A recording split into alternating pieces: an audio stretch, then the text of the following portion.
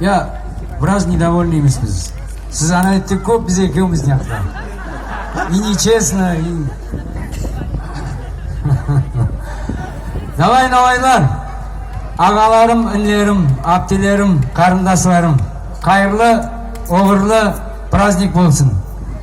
Всем народам, всей нашей планете мира и счастья. Канглы отвечает.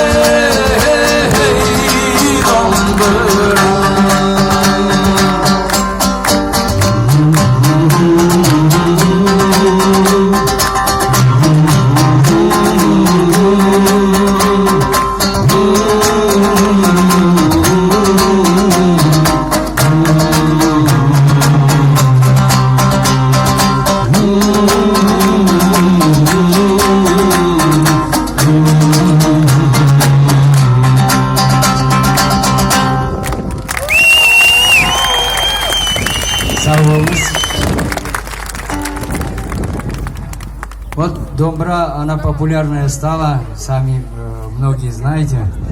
Но вторая песня по популярности в Турции и Канглах. И в Казахстане тоже. А, песня про Канглы, да.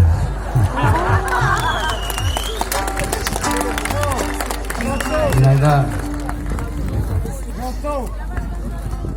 Я приглашаю всех канглинцев для наших гостей вместе с нами спеть эту песню.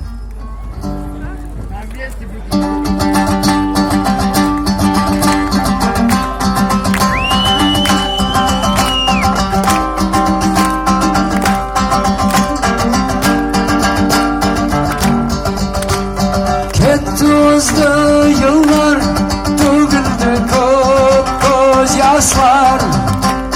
Badrindi kımıdı yıldırады kılıçlar. Yav keldi ayanay, kartar idip karamay.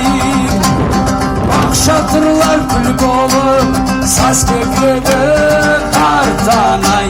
Şiirşi davuldı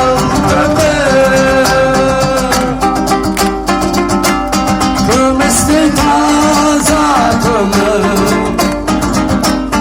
arslan yürekli avul kandım. Kanman kırgın halta yalan çıkar degenler. Yav aldığına şaptılar kırk avuldan batırılır. Yavdan zor görmegen korluk Anasına ölümdegin Nogayımdan bir geçe Dünyadan mırla geçkin Şimdi çıkalım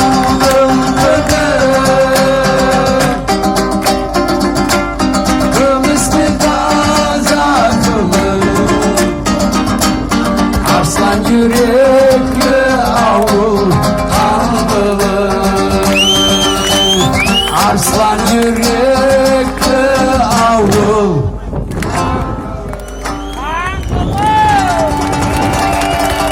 Sağ olun.